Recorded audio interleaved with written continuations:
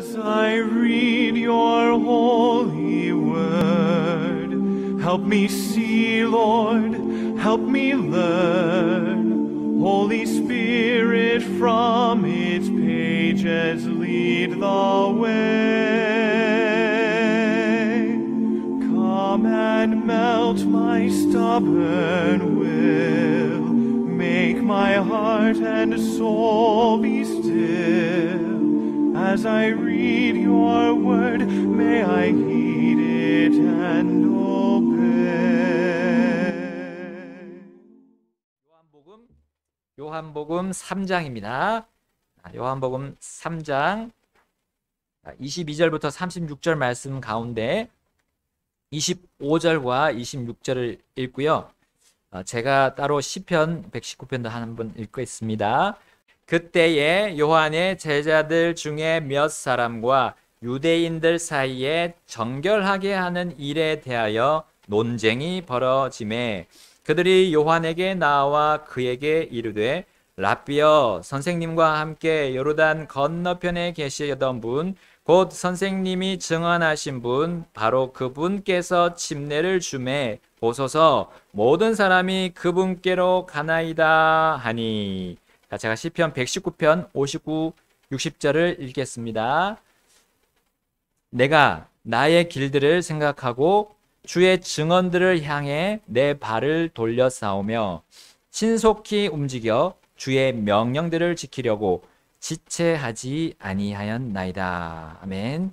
말씀 위에 기도하겠습니다. 하나님 아버지, 이 시간 주님의 귀한 말씀, 생명의 말씀을 저희들에게 주셔서 감사합니다. 주님, 이 땅을 살면서 저희들이 주님과 함께 생생한 삶의 동행을 할 수 있도록 하나님께서 이 말씀을 허락하시고 지금 보존해 주셨고 매일같이 주시고 계시니 너무나 감사합니다. 하나님, 이 말씀, 성경 말씀을 이 시간 배우고 전하고 또 전하는 자도 배우며 하나님께 더 가까이 나아가기를 원합니다.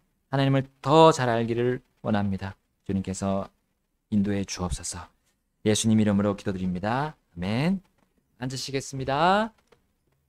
자, 오늘 말씀 제목은 주의 증언들을 향해 신속히 발을 움직이며 지체하지 말자라는 제목입니다. 자, 우리 예수님은 니고데모와의 그 한밤중의 대화를 끝내시고 이제 제자들과 함께 유대 땅으로 들어가십니다. 그리고 거기서 요한이 해왔던 침례를 주셨어요. 물론 그 침례는 예수님이 주지 않으시고 예수님의 제자들이 준 것임을 우리 요한복음 4장 2절을 통해 볼 수 있습니다. 자, 그렇다고 예수님이 침례를 주지 않으셨다고 예수님과 침례가 상관없지는 않잖아요. 네, 예수님께서 자신의 제자들에게 침례를 주라고 하셨고 제자들은 그분의 명령을 따랐습니다. 자, 이 시기에는 침례자 요한이 아직 감옥에 갇히지 않은 때였어요. 그러니까 요한도 침례를 주고 또 예수님의 제자들도 침례를 주는 일이 함께 벌어졌던 겁니다. 자, 그렇다고 이 요한의 제자들과 요한과 또 예수님의 제자들이 서로 따로 사역하는 것이 아닙니다. 다른 어떤 무리로서 이렇게 하는 것이 하나님의 뜻은 아니었습니다. 오직 요한의 영향력이 이제는 예수님께로 흡수되는 것이 그 바로 하나님 아버지의 뜻이었던 거예요. 자, 근데요, 이 요한에게 계속 남아있던 사람들이 이제 쓸데없는 논쟁에 휘말리는 장면을 오늘 볼 것입니다. 자, 본문에는 유대인들의 그런 정결례에 관해서 논쟁했다고 나옵니다. 자, 이 전통은 하나님이 주신 정결례에 따른 이 세 가지 율법, 세 가지 정결례에서 벗어나는 것이었어요. 자, 그 세 가지 정결례는 우리 나병에 관한 게 있어요. 첫 번째. 두 번째는 성과 관련한 유출물이 있어요. 그리고 세 번째는 죽은 사람과 접촉하는 것에 관한 정결례가 그 율법에 나옵니다. 그것만이 하나님이 주신 거예요. 그러나 예수님 당시에는 이것들 위해 더해졌습니다. 그래서 예수님과 그분의 제자들에게 이 바리새인과 서기관들이 뭐라고 했어요? 너희들 왜 손을 씻지 않고 밥을 먹느냐? 에? 그랬잖아요. 우리 마태복음 15장 2절에 나오죠? 근데 그것이 손 씻고 밥 먹는 거가 사실 율법이 아니었던 거예요. 바로 그들이 이렇게 말합니다. 당신의 제자들은 어찌하여 장로들의 전통을 범하나이까 했죠. 그러니까 장로들의 전통이었다는 거예요. 사람이 만든 전통이었다고 그들은 그들의 입으로 증언했습니다. 사실 그들은 하나님의 증언들을 왜곡시키고 첨가하고 삭제했던 그런 자들이었어요. 자, 우리 레위기 15장 11절에 보면, 자, 유출이 있는 자가 물로 손을 씻지 아니하고 누구든지 만지면 그는 자기 옷을 빨고 물로 목욕할 것이며 저녁까지 부정하리라 했어요. 그러니까 여기 그걸 뒀잖아요. 유출이 있는 자에 대한 건데 장로들이, 이 유대인들이 이렇게 왜곡해서 자신들의 율법을 따로 하나 더 만든 겁니다. 자, 요한의 제자들이 바로 이런 논쟁에서 이겼는지 혹은 그 논쟁에서 졌는지 우리는 잘 알지 못합니다. 그리고 어차피 이 그들의 의도는 하나님께서 보내신 예수님을 믿지 않으려는 그런 의도였어요. 자, 그러한 그들과 이 요한의 제자들이 성경으로 논쟁하는 일이 어떻습니까? 소모전밖에 되지 않습니다. 그들은 성경을 믿으려는 것이 아니라 예수님을 받아들이는 것이 아니라 그들은 계속해서 의문을 제기했던 거예요. 의혹을 자꾸 주었던 겁니다. 자, 그런데 이 요한의 제자들이 그 논쟁한 뒤에 자기들의 랍비였던 선생이었던 요한에게 찾아와서 무엇을 물었는지를 본다면 이들이 그 논쟁에서 아무런 유익을 얻지 못했음을 우리는 알 수 있어요. 자, 우리 본문 3장 26절을 보겠습니다. 그들이 요한에게 나와 그에게 이르되 랍비여, 선생님과 함께 요르단 건너편에 계시던 분, 곧 선생님이 증언하신 분, 바로 그분께서 침례를 주매 보소서, 모든 사람인들이 그분께로 가나이다 하니. 자, 정결례에 대한 바른 교리를 물어보는 거예요? 아니죠. 정결례하고는 전혀 다른 걸 물어봅니다. 그리고 요한의 제자들이 정말 배우고자 해서 하는 질문입니까? 아니에요. 자신들이 유대인들과 논쟁을 하고 와서는 예수님을 걸고 지금 넘어졌다는 사실입니다. 그렇다면 그 논쟁 중에 그들이 예수님에 관한 부정적인 말을 그 유대인들에게 듣고 왔다는 걸 의미하는 거예요. 여러분, 아직 요한에게 머물러 있던 이 사람들은 예수님께 가지 않고 예수님이 정말 진짜 메시아인가 아니면 정말 진짜 구원자인가 긴가민가 한 상태였던 거예요. 결국 하나님 아버지의 뜻이 분명했음에도, 그리고 요한 자신의 랍비였던 요한이 저분이 바로 하나님의 어린 양이다, 세상 죄를 제거하시는 하나님의 어린 양이다 했음에도 아직까지도 여기 머물러 있었어요. 그러니까 이거는 지금 예수님을 믿고 그분의 제자가 되기를 지체했던 거예요. 자, 그러던 중에 이 유대인들과 논쟁이 시작됐고, 심지어 이 예수님에 대한 악평을 듣고는 이렇게 그들도 하나 이상하게 의심하고 있는 거예요. 여러분, 사람은 어떤 사람의 그 부정적인 혹은 정죄하는 말투, 이런 그런 분위기에 우리는 쉽게 동화되길 때가 있어요. 여러분, 그러면서 이들은 예수님께서 잘 되시는 거에 대한 그 일이 배가 아픈 거예요. 배가 아프기 시작한 거예요. 여러분, 우리 무슨 말이 있습니까? 속담에 사촌이 땅을 사면 배가 아프다. 이 말이 그들에게 이루어지고 말았어요. 자, 여러분, 그들은 예수님께 가기보다는 자신들이 배운 지식들을 자랑하다가 오히려 그 사람들과 논쟁이 붙었고, 심지어 자기의 랍비였던 요한에게 나아가서 그들은 하나의 어떤 또 다른 논쟁을 지금 일으키는 거예요. 선생님께 배우진 않고. 자, 이렇게 예수님을 믿지 않는 자들의 논리에, 그 유대인들의 논리에 분명히 그들은 듣고 낙심했음이 틀림없습니다. 자, 이 결과로 요한의 제자들은 자신의 랍비인 요한과도 쓸데없는 소모전을 하기에 이르렀습니다. 이것은 다름 아닌 편가르기잖아요. 편가르기. 정말 하나님을 믿고 따르고자 하는 이 예수님과 요한의 의도와는 다르게, 이 하나님 아버지의 의도와는 다르게 이들은 편을 나누는 일을 시작했습니다. 여러분, 우리 사람들이 모이는 곳에 보면 편을 나누려는 그런 모습들이 있어요. 우리 보고 있잖아요. 여러 분야에서. 이상하게 작은 모임이든 큰 모임이든 그 모임 속에서 서로 뭔가 부정적인 게 시작되면 서로 헐뜯고 서로 비방하고 이런 일이 있어요. 여러분, 침례자 요한과 예수님은 같은 뜻과 같은 목적을 가지고 하나님 아버지의 놀라운 일들을 성취하고 계셨어요. 침례를 주시면서, 복음을 전하면서 침례를 주시면서 주님의 일들을 열심히 하고 있었어요.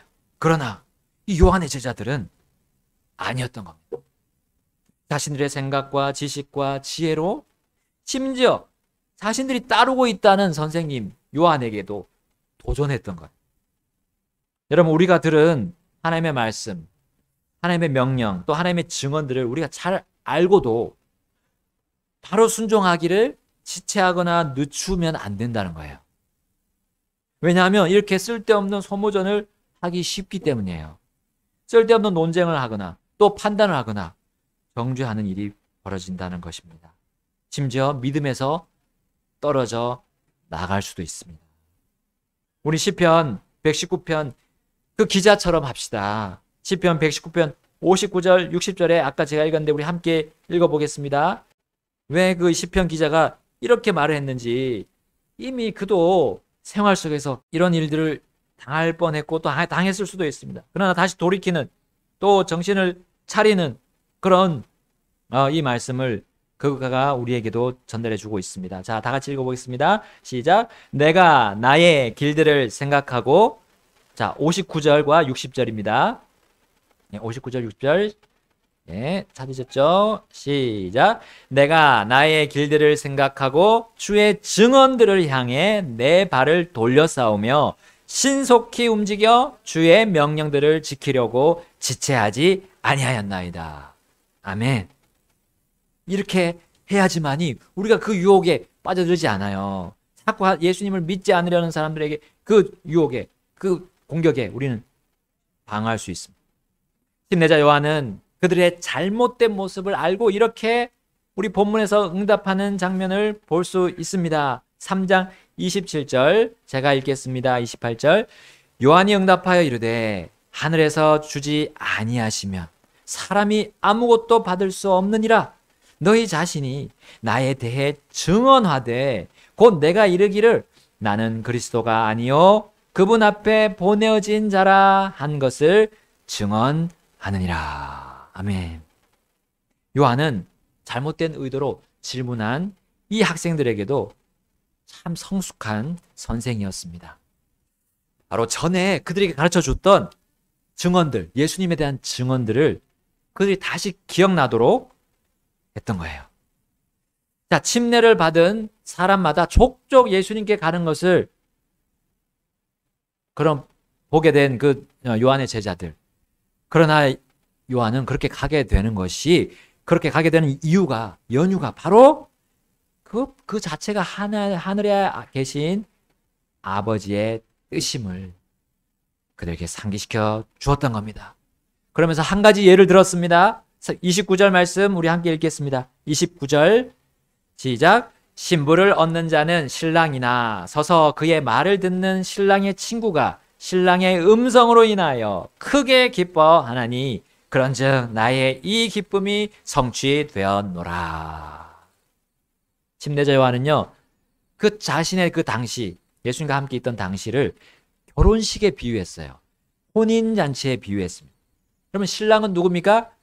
예수님이시고, 신부는 누굽니까? 예수님께로, 예수님 믿고 예수님께로 가는 사람들. 그리고 신랑의 친구는 바로 자신, 침례자 요한이라고 했습니다. 신랑의 친구가, 아니 그 혼인잔치에서 신부가 신랑에게 가는 걸 보고 예, 기분이 나쁜 일입니까? 기쁘고 좋은 일 아닙니까? 근데 만약에 기쁜 일이 아니고 실망할 일이고 낙심할 일이라면 그거는 그 신랑의 친구가 뭔가 잘못된 거다. 그 마음이 잘못된 거 아니냐라는 거예요. 그리고 모든 사람들이 예수님께 가서 그 어린 양이신, 하나님 어린 양이신 예수님의 아내가 되는 일이 기분 나쁜 일이냐라는 거예요. 요한은 자신의 제자들에게 이렇게 이 예를 들면서 반문했습니다. 본문의 이 사건은 침례자 요한이 감옥에 갇히기 전에 일어났던 일이었어요. 그러나 얼마 가지 않아 이 침례자 요한이 감옥에 갇혔지요. 헤롯이 자기 동생 헤로디아와의 불륜에 대해서 율법에 어긋나다라고 바로 요한이 헤롯에게 개인적으로 알려주었어요. 근데 이것으로 그는 억울하게도 감옥에 가둬놓고 침례 요한은 갇혀고 말았습니다. 그러나 이것은 오히려 아직 요한에게 남아있던 그 사람들, 예수님께 안 가고 있는, 버티고 있는 사람들이 이제는 당장 예수님께 달려가서 그분의 제자가 될 수 있는 기회였어요. 그런데요, 이후에도 이 요한이 갇힌 이후에도 하나님의 뜻을 알지만, 들었고 알았지만 자기 생활에서 신속히 실천하지 않는 그 사람들이 있었던 겁니다. 결국 그들은 무슨 말을 했을까요? 무슨 일을 벌였을까요? 우리 마태복음 9장 14절에 보면 나옵니다. 마태복음 9장 14절. 마태복음 9장 14절. 우리가 예전에 한번 여러분 복음서들 보게 되면 이 마태, 마가, 누가 세 군데 다 나오는 거예요. 이 부분이. 근데 여기 보니까 요한의 제자들이 나옵니다. 마태복음 9장 14절 함께 읽겠습니다. 그때에 요한의 제자들이 그분께 나와 이르되 우리와 바리새인들은 자주 금식하는데 어찌하여 당신의 제자들은 금식하지 아니하나이까 하매. 여기 보세요. 주님께로 가지 않고 계속 버티던 이 요한의 제자들이 어떻게 됐습니까? 금식의 문제 하나로 바리새인들과 함께 결탁을 합니다. 야, 이거 한 가지 같은 교리를 가지고 있다 해서 우리는 더 많은 다른 교리가 다르게 되면 결코 그들과 함께 할 수 없음이 당연하잖아요. 한 가지 진리만 받아들이고 나머지 진리는 받아들이지 않는 사람들이 거짓 교사가 이 땅에 얼마나 많습니까? 우린 그들과 함께 할 수 없어요. 그러나 이 요한의 제자들은 결국 바리새인들과 서기관들과 예수님을 받아들이지 않는 그들과 한 통속 안으로 들어갔던 것입니다. 여러분, 사실 마가복음, 누가복음에서 위와 똑같은 구절을 우리가 살펴보면 그들이 변질되었음이 분명하게 드러납니다. 자, 마가복음 2장 18절에는 같은 부분인데 이렇게 말합니다. 요한의 제자들과 바리새인들의 제자들은 자주 금식하더라. 그들이 누구예요? 요한의 제자들과 바리새인의 제자들이에요. 그들이 그분께 나와 이르되 요한의 제자들과 바리새인 제자들은 금식하는데 어찌하여 당신의 제자들은 금식하지 아니하니까. 누가복음도 그렇게 그들로 표현이 됩니다. 그것은 이들이 하나로 결탁을 했다는 거예요. 이 금식에 대한 문제. 요한의 제자들은 요한이 전한 예수님의 증언을 믿지 않고 그분의 기적들과 표적들을 거부하려고 애썼던 바로 이 바리새인들과 서기관들과 거의 한패가 되다시피 한 모습을 우리는 볼 수 있습니다.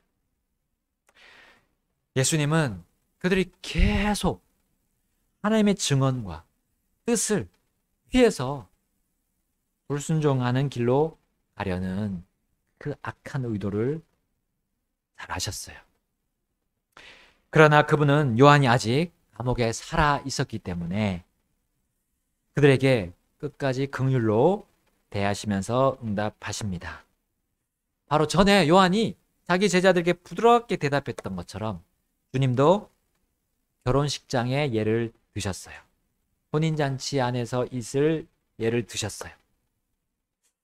그래서 그들이 들었던 증언들을 기억나도록 유도하셨습니다. 그래서 마태복음 9장 15절 상반절, 또 마가복음 2장 19절 상반절, 누가복음 5장 34절에 거의 같은 말씀이 나와요. 예수님이 말씀하셨어요. 예수님께서 그들에게 이르시되 신랑이 혼인방 아이들과 함께 있을 동안에 그들이 애곡할 수 있겠느냐. 다른 데는 마가복음 누가복음에는 애곡이 아니라 또 금식이라고 나옵니다. 금식이 애곡하는 거거든요.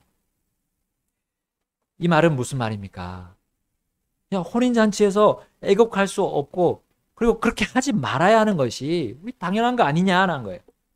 지금 하나님께서 보내신 구원자가 왔는데 기뻐하고 즐거워해야 하지 않냐.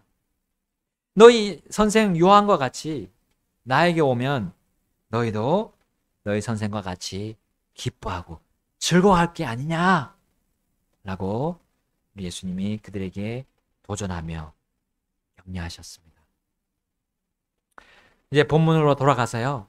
침례자 요한은 아버지 하나님의 증언을 따르지 않았던 이 사람들에게 주님에 대해서 다시 한번 재차 반복해서 가르쳐주는 장면을 우리는 볼 수 있습니다. 요한복음 3장 30절에 어떻게 나오죠? 요한복음 3장 30절 그분은 반드시 흥하여야 하되 나는 반드시 쇠하여야 하리라 아니라. 아멘. 이거는요. 침례자 요한이 그냥 쓸모없는 사람이 되는 거로 보면 안 됩니다. 그리고 예수님이 그의 모든 복을 다 가져가는 것으로 보면 안 돼요. 네. 단지 이것은 하나님께서 사람들이 사람을 보지 않고 정말 예수님을 볼 수 있도록 기회를 주신 겁니다. 하나님을 정말 가까이서 섬길 수 있는 기회를 주신 거예요. 복을 주신 겁니다. 이 엄연한 증언을 인정하지 않은 그들은 사실 하나님보다는 요한이라고 하는 그 사람을 따르고 말았던 거예요. 그러니까 하나님 외에 다른 것을 따른 거는 우상숭배잖아요. 우상숭배를 지금 하고 있었어요. 바리새인과 서기관들 똑같이 하나님이신 하나님의 아들이신 그분을 믿지 않고 끝까지 버티는 거는 우상숭배하는 겁니다. 그것을 요한은 알고 우리 32절에 그가 이렇게 말합니다. 그분께서 친히 보고 들은 것을 증언하시되 아무도 그분의 증언을 받아들이지 아니하노라. 그들이 받아들이지 않고 있었어요. 요한의 제자들이라고 했지만 요한조차도 그들은 요한이 전한 하나님의 말씀조차도 그 증언조차도 받아들이지 않았다 했어요. 자, 그러므로 그들에게 요한이 줄 마지막 한 가지 말씀은 그들이 선택을 해야 한다는 거. 그거를 말했습니다. 35절 36절을 읽겠습니다. 요한복음 3장 35, 36절 시작. 아버지께서 아들을 사랑하사 모든 것을 그의 손에 맡기셨으니 아들을 믿는 자에게는 영존하는 생명이 있고 아들을 믿지 않는 자는 생명을 보지 못하며 도리어 하나님의 진노가 그 위에 머물러 있느니라. 아멘. 물론 이건 구원받지 못한 자들을 향한 말씀입니다. 네. 그러나 하나님의 주님을 믿고 우리가 회개한 주님의 자녀들 가운데서도 주의 증언이 하나밖에 없지 않잖아요. 증언들이라고 했습니다. 주님에 대한 증언들이 많습니다. 우리 삶의 곳곳에 적용할 수 있는, 그리고 우리가 따라가면 우리에게 복을 주고 우리가 행복을, 정말 참된 행복을 느낄 수 있는 그런 하나님에 대한 증언들, 예수님에 대한 증언들이 많아요. 그걸 우리가 들었다면, 그리고 우리가 배웠다면, 그 시편 기자야 신속하게 발을 떼야 됩니다. 움직여야 돼요. 그것을 행하기 위해서 내가 이제 나아가야 한다는 거죠. 순종하면서 빨리 지체하지 않고 나간다면 하나님께서 우리의 길들을, 발걸음들을 인도하시고 우리의 기도들을, 우리 기도 제목들을 우리가 이루어 주시는 것을 확인하게 될 것입니다. 같이 우리 하나님 앞에 나가서 결단하시겠습니다. Like the first rays of morning light, it will pierce my darkest night, showing sins of doubt and fear within my heart, showing self-confidence and pride, the rebel thoughts that plague my mind. Then it brings cleansing hope that quiets